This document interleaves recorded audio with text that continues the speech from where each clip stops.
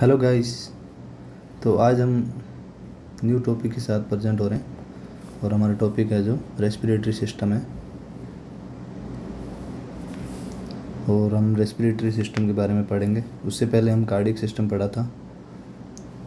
Cardiac system की 2 class ली थी, दोनों अलग अलग हैं। एक में डायग्राम्स को आइडेंटिफाई और डिस्क्रिप्शन दिया है और दूसरे को जो डेफिनेशन वगैरह, पार्ट, साइज, सिस्टम सब पूरा डिस्क्रिप्शन में लिखा और नोट्स टाइप में पढ़ा है।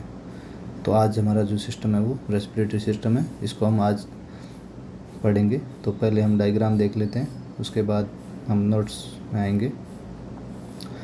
ये एक डायग्राम है, फोटो, उसमें थोड़ी सी करेक्शन है। यहाँ पे जो नेजल कैविटी लिखा है वो ऊपर की साइड है और ये जो है ये ओरल कैविटी है।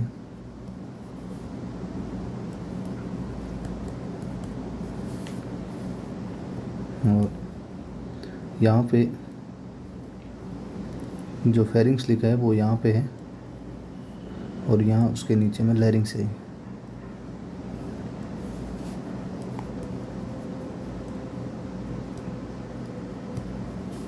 जिसको हम वॉइस बॉक्स बोलते हैं।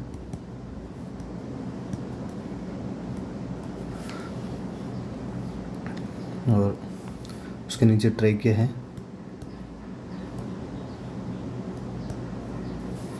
और ये जो डिवाइडेशन वाला एरिया है इसको कैरी नहीं बोलते हैं, कैरी ना, सॉरी। फिर ये यहाँ पे गलत है, ये ट्रैकिया नहीं है, ये राइट लंग है और ये लेफ्ट लंग है। फिर ट्रैकिया के बाद यहाँ ब्रोंकस आता है। एक मिनट,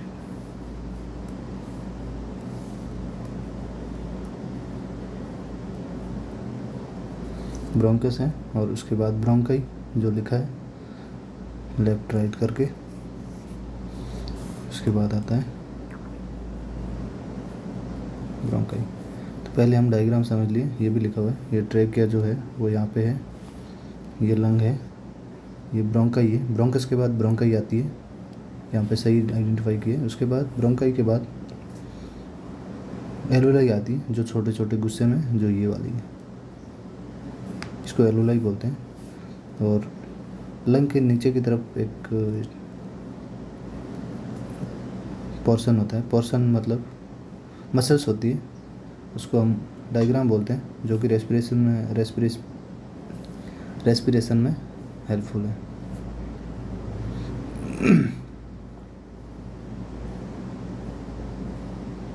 ये एक मसल्स है।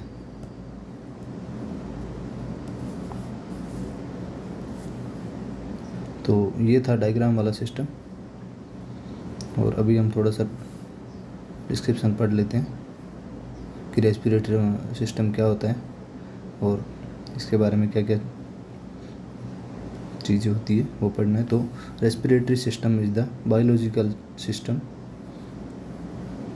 और कंसिस्टिंग ऑफ स्पेसिफिक ऑर्गन से मिलके और बनता है और structure used for gas exchange. जो रेस्पिरेटरी सिस्टम है वो बहुत सारे ऑर्गन से मिलके बना होता है और उन ऑर्गन का जो काम है वो है गैस एक्सचेंज के लिए। ह्यूमन बॉडी में गैस एक्सचेंज करते हैं। उसमें लिखा है कि its primary function is the supply of oxygen. Oxygen की सप्लाई करना प्राइमरी फंक्शन है to the blood and remove the carbon dioxide. Blood oxygen को सप्लाई करना है और कार्बन डाइऑक्साइड को बाहर निकालना है थ्रू ब्लड। और कहाँ से निकालते हैं? CO2 कहाँ से प्रोड्यूस होती है? तो सेलुलर मेटाबॉलिज्म से CO2 प्रोड्यूस होती है और उसके बाद उसको बाहर निकालने के लिए ब्लड का यूज किया जाता है। तो मेन फंक्शन जो रेस्पिरेटरी सिस्टम का है वो पहला है वो गैस एक्सचेंज का है, O2 और CO2। O2 को ऑर्गन तक पहुंचाना, CO2 को ऑर्गन से बाहर निकालना। दूसरा है जब CO2 और O2 का एक्सचेंज होगा तो ब्लड में pH मेंटेन रहेगा। तो दूसरा जो काम है वो है रेगुलेशन ऑफ ब्लड pH। कैसे करते हैं? तो through the control of CO2 level को मेंटेन करके pH को रेगुलेट करते हैं। सेकंड काम है रेस्पिरेटरी सिस्टम का, जो वॉइस प्रोड्यूस करना है, और वो कैसे करते हैं? तो लैरिंग्स, और जिसका हमने दूसरा नाम बताया था वॉइस बॉक्स। और तीसरा जो मतलब चौथा जो काम है, क्योंकि नेजल जो कैविटी है, जो नोज़ है, वो भी हमारे रेस्पिरेटरी सिस्टम के अंडर आता है, तो उसका जो एक अलग से काम है वो ओल्फैक्शन है। ओल्फैक्शन एक मेडिकल टर्म है, और दूसरा नाम जो स्मेल है, सूंघने के लिए काम आता है। जो नेजल रिसेप्टर होते हैं उसके थ्रू ये प्रोसेस होता है। और एक जो काम है वो प्रोटेक्शन है। प्रोटेक्शन कैसे करता है? तो through the filtration of dust और पैथोजन। जो नोज़ के अंदर हेयर्स होते हैं वो प्रोटेक्ट करते हैं, डस्ट को रेस्पिरेटरी सिस्टम में लंग तक जाने से रोकते हैं, और पैथोजन जो बड़े पैथोजन्स होते हैं उनको भी वो हेयर्स होते हैं वो रोक देता है। तो ये था डिस्क्रिप्शन। अभी थोड़ा सा एक और टॉपिक है, वो है division of respiratory system. Respiratory system को दो पार्ट में डिवाइड किया है इजीली समझने के लिए। पहला है अपर रेस्पिरेटरी ट्रैक्ट, और दूसरा है लोअर रेस्पिरेटरी ट्रैक्ट। तो अपर रेस्पिरेटरी ट्रैक है वो लैरिंग्स तक है, उसके बाद ट्रेकिया स्टार्ट होता है, मतलब माउथ तक। अभी हम एक डायग्राम में देख रहे थे, जैसे ये हम लैरिंग्स पढ़ रहे हैं ना, ये यहाँ से अपर रेस्पिरेटरी,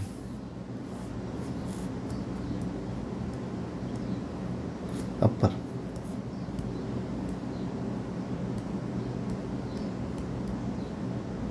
और इसके बाद इस लाइन के बाद ये है लोअर रेस्पिरेटरी ट्रैक पूरा।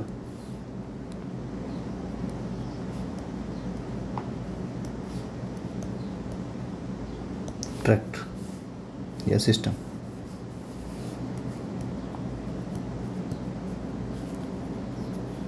इसमें अगर देखें तो ये जो लाइन है ये अपर है, और इसके नीचे का जो सिस्टम है वो लोअर है। ठीक है, तो अपर रेस्पिरेटरी सिस्टम में क्या क्या आता है?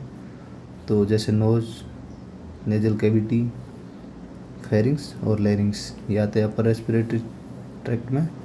और लोअर रेस्पिरेटरी ट्रैक्ट में आता है ट्रेकिया, ब्रोंकाई, ब्रोंक्यूल्स, एल्वोलाई, और ये फिर पूरा लंग। ये लोअर रेस्पिरेटरी ट्रैक्ट के अंदर आता है।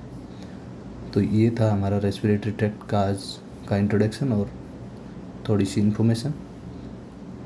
नेक्स्ट क्लास में हम उसको थोड़ा सा और डिस्क्रिप्शन में जाएंगे, पूरा डिटेल्ड पढ़ेंगे, एक एक ऑर्गन को लेंगे, उनकी स्ट्रक्चर को देखेंगे, उनकी पोजीशन को देखेंगे, उनके पार्ट्स को देखेंगे, उनकी ब्लड सप्लाई को देखेंगे, हर चीज़ को डिस्क्रिप्शन में पढ़ेंगे। तो आज के लिए इतना ही। Thank you.